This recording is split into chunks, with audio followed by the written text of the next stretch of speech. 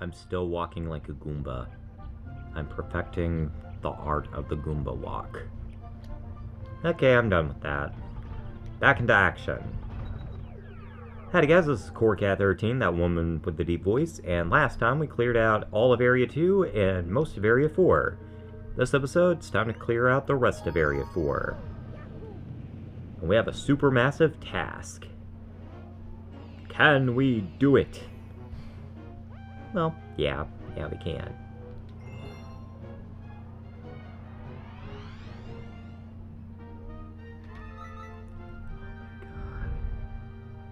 This is gonna be the whole video, isn't it?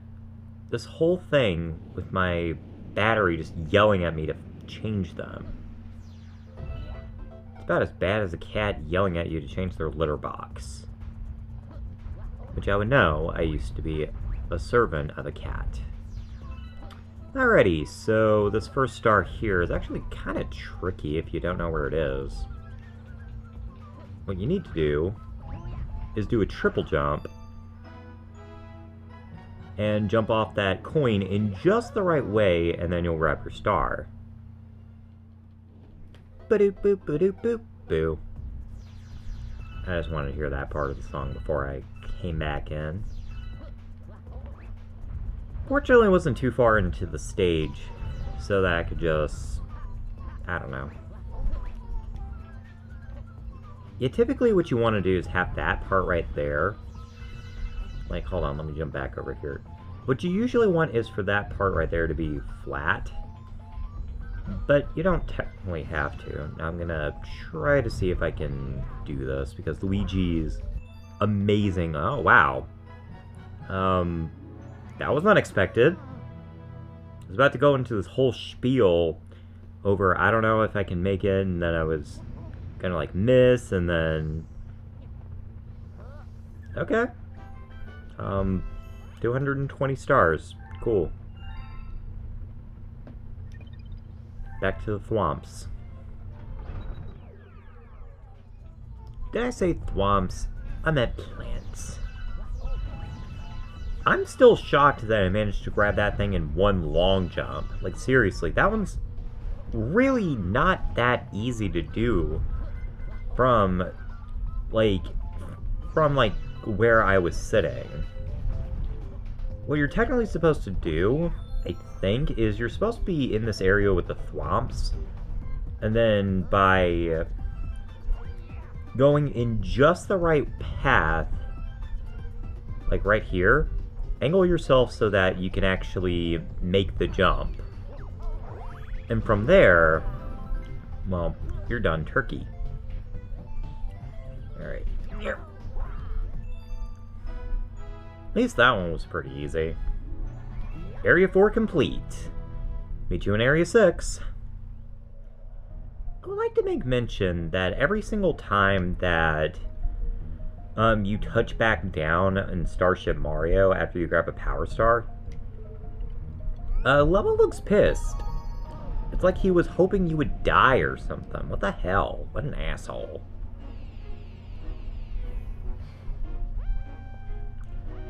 Alrighty, daddy. Time to deal with the Clockwork Ruins. I wonder if I have, like, some spare AA batteries in the living room. Probably do. Well, I wonder where the first green star is. I don't know.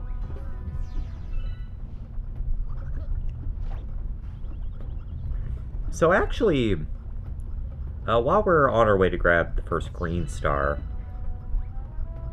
I actually did start playing Epic Mickey 2.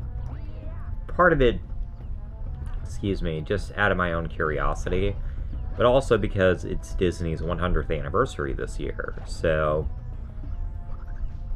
I just find it interesting. Like, Epic Mickey 2 is not as bad a game as most people would say, but good lord is that game flawed. Like, if I had to really bring out the criticisms of Epic Mickey 2, it's the fact that for some reason they thought it would be a great idea to make Oswald's AI as shitty as possible in one player. Which I get it, the game is supposed to be multiplayer focused, but you should prioritize the single-player experience and then add on the multiplayer element if you so choose. But even then, I personally think that a toggle would have been a much better idea, like, kind of like the Wii Lego games. Like, honestly, they have multiple playable characters, and all you have to do is, like, I think you press the 1 or the Y button, or maybe it's the Z button. I don't remember. It's been a minute since I played any of the Lego games. But you press a button right next to them, and you just trade... I like to say you trade souls. But yeah, you end up tagging in the next character, and you're about as good as golden. Why the hell Epic Mickey 2 couldn't have done that, I have no fucking clue. I mean, if freaking Lego Star Wars could figure that out, why can't Disney figure that out? I don't know, but Epic Mickey 2 was such a disaster that it kind of helped shut down Disney Interactive Studios. Which really sucks because Epic Mickey 3 was apparently going to be for a lot of modern platforms, like even Nintendo Switch. Like the Nintendo Switch. And I'm quite curious as to like what they would have done with a modern Epic Mickey. So, in my opinion, I think a remake of Epic Mickey's 1 and 2, with a lot of bugs fixed and stuff, would honestly bring back interest into the series. Because Epic Mickey is not a bad idea on paper. It just needed that extra couple of years of development. I don't know. Plus that extra graphical power could like clean out the graphical artifacts and stuff, make it less blurry, and make it way more like what their vision was supposed to be. But from my understanding, apparently Epic Mickey 2, or Epic Mickey in general, was supposed to have a much darker tone, which would have been ambitious for the Nintendo Wii, but it was also supposed to be for modern platforms like Epic Mickey 2 was. But for whatever reason, Disney Interactive decided it would be a much better idea, or maybe it was Disney themselves, I'm not really sure, to prioritize Nintendo Wii. And Epic Mickey was made for the Wii. And apparently, the morality system would have actually played a much bigger part in the game. And if you'll notice, it's still there, like, depending on how you interact with characters in the game, they actually react very differently. Like, if you've mostly been thinning people, characters are much more stumped, are much more hunched down, and just kind of depressed looking. And the music is also a lot more, I'd say a lot more aggressive. Whereas if you've played mostly pacifist, the music's a lot more ambient and peaceful until an enemy encounter. However, if you played more on the neutral side of things, then you'll get a mix of both of them. So I don't know. I don't think you're really missing anything by, like, playing the neutral route, but I did actually play Epic Mickey 1 completely pacifist. And it led to a pretty interesting ending, I gotta say. One of these days I gotta do Epic Mickey. Maybe I'll do the sequel as well, just for shits and giggles. Although from my understanding, one does not want to play Epic Mickey 2 on the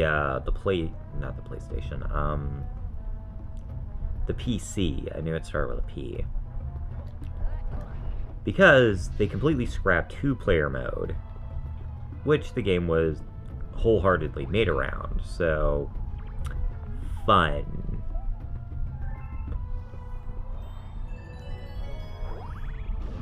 Apparently, it's more of a port of a lot of the more modern platforms versions of Epic Mickey 2. So it's a lot more like the Xbox 360 and the PlayStation 3 version of Epic Mickey 2. But it just lacks the 2-player mode. And from my understanding, a lot of the bugs are still intact, so pick your poison. But still, I'm kind of shocked that they actually released the PC version at all, because apparently, it was originally supposed to be canceled. And it was apparently canceled pretty either late in development or early in development. But I guess eventually they decided to release the PC version on Steam? I'm not really sure. Kind of strange that they decided that at kind of the last minute. But what do I know?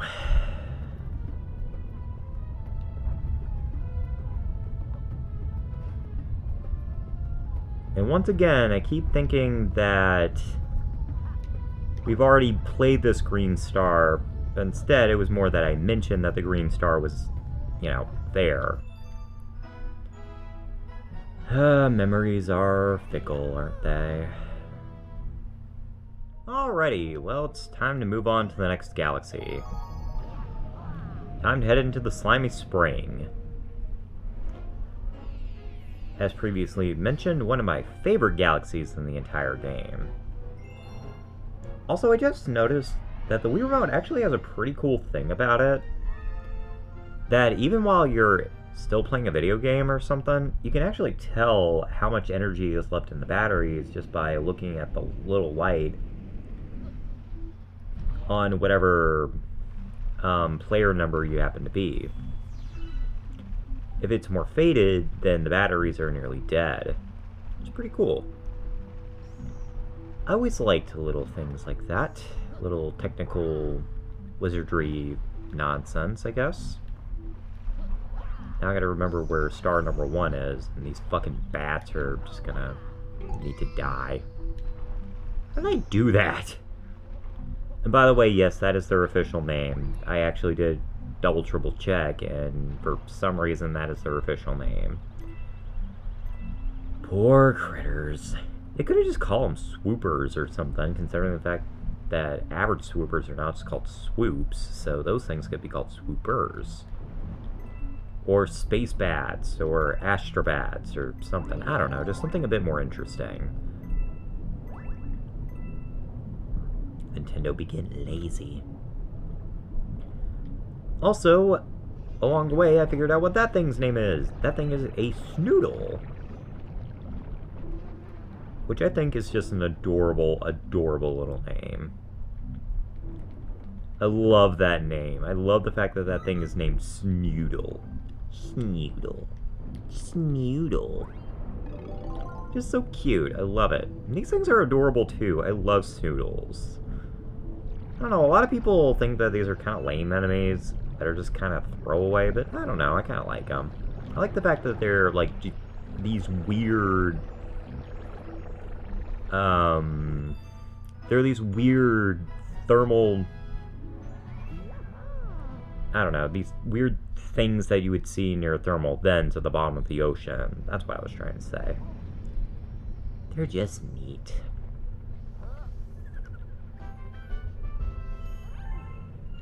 Alrighty. Well, speaking of Snoodles, I think I'll meet you right back at the Snoodles. I think one reason why I like Snoodles so much is the fact that they just make a nice satisfying pop sound when they die. It's just fun. Also, those things need a much more original name. They're just called urchins. Come on, the weird space noodle things got really fun names. Snoodles. Hell, these things have more original names. They're called Gringles. Kind of like Grandel.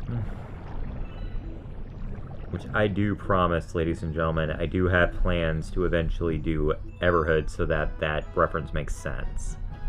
Also, the fact that I remember what that thing was surprises me. It really does. Alrighty, one galaxy left to go.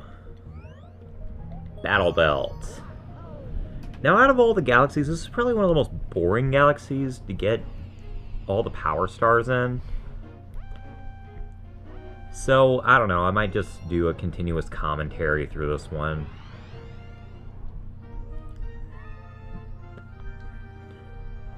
And I'll start by just kind of asking, what is y'all's favorite holiday?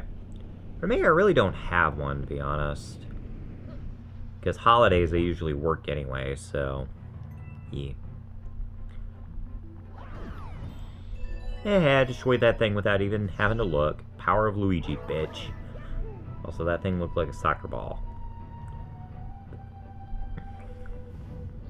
I don't know, I'm trying to actually think, like, what is my favorite holiday? And the more I stop to think about it, it's like, I don't really have one anymore. Like, I used to be able to name which one it was, but nowadays, it's just, to me, they're just days. Some of them I have off, some of them I don't. Christmas, at the very least, I have that off, but at the same time, it's just one of those holidays like, oh good, I get to deal with humans being stupid to each other. Wonderful. Or I have to deal with the stress of my family and friends having to, like, freak out and all that because of ridiculousness. When in reality, I would just prefer to be left alone during the holiday, you know?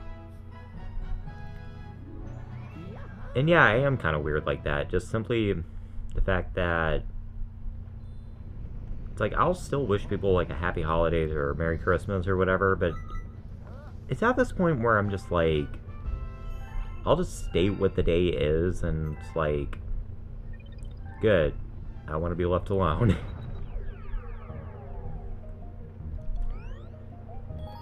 I guess if I had to, like, really sincerely pick one, I guess Halloween, just simply because you get to dress up. And, you know, it's like, it's one of the few pagan holidays you really do get to enjoy. You get to enjoy all the treats, you get to enjoy all the goofy shenanigans, and, you know, all that fun jazz. You really get to unleash, like, a side of yourself that you don't really get to see that often. You get to be creative, you get to be spooky, and it's like, it's one of the holidays where you're allowed to be a little naughty. It's just kind of celebrating the darker side of human nature, and that's kind of cool. I like that. And I'm not saying, like, the worst of human nature, I'm just saying, like, the darker, or at least what the Western world would consider the darker parts of human nature. You know, our darker thoughts and darker actions and beliefs and junk like that. I don't know. It's just me. Alright, let's see if another fire flower shows up. Nope. Oh, yes it does! I must leap from the meatball to what looks like a turtle. Or some sort of bonbon or something. Cake pop, that's what it looks like. It looks like a cake pop. I don't know, I'm just trying to describe each one of these things as food, because that thing looks like a pumpkin, so... I don't know. Get out of here. Stupid Jack Toombas. Well, speaking of that, I wonder why it took them so long to actually, like, give Galoombas their own name. And also, how did they come up with the name for Galoombas? Like, I'm not saying it's a bad name, I think it's a funny name, but just why? I also wonder, like, how certain names and stuff get translated the way they do. Like, boos actually have a different name in Japan, which I have mentioned in previous videos, but in case you guys forgot, these things are actually called Teresas in Japan. And they are actually named after, I forget exactly which one. It's not Miyamoto, but it was the other primary director behind Super Mario Bros. 3. It was actually named after his wife, who suddenly exploded one day because he was spending way too much time at the office and not enough time with her and, I'm guessing, his kids.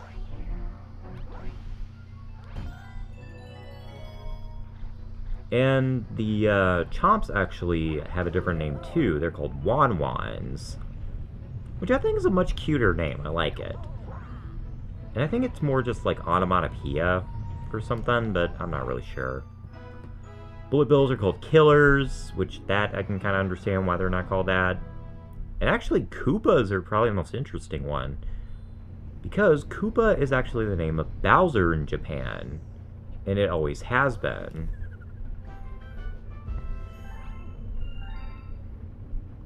Koopa Troopas only are named that in North America. In Japan, they're called the Turtle Tribe, which is very interesting. They also are descended from the Shell Creepers, which were the very first turtle enemies in the Mario series, which are often replaced by Spinies in later releases. Very fascinating, I think. Anyway, I'm not going to make you suffer through the rest of the stage. I'm just going to cut to where the Undergrunts are. Where the Monties, I think that's what they're called? I don't know. Regardless, I'll meet you there. I also like the fact that this background spirals. That's kind of cool. While I was on my way back, I actually just had like a fun little thought or whatever. Just something that I was thinking about, like, earlier this morning. Well, I'll say this morning, but I think it was more like at noon or so, before I went to bed. Just kind of like how interesting of a time period we happen to be in, just like as creatures capable of thought in this era of time, because we're in the era of time where we are capable of seeing basically the beginning of time itself. We're able to see star formation, we can see planets, we get to see life. It's incredibly amazing that we're at the period of time where we get to see life to its fullest. Because if you really stop to think about it, the majority of the universe's lifespan is going to be spent in darkness. It's basically going to be ruled by these things in the background here. So, I don't know, I always find it amazing that we are just at that point in time. It just kind of gives me a degree of perspective, you know? Makes me feel warm and fuzzy, I guess, I don't know. I didn't think it would take that long. I didn't think it would be that short of a time period, because obviously I had a lot more to say about it. Maybe I'll say it next episode, but speaking of which, we're going to have to call this episode over because we are out of time. So next time on Super Mario Galaxy 2, we finish off the final 4 galaxies of the game before the Grandmaster Galaxy. See you guys then. I have been CoreCat13. I hope you guys have a fantastic day. Bye. Meow. Thank you.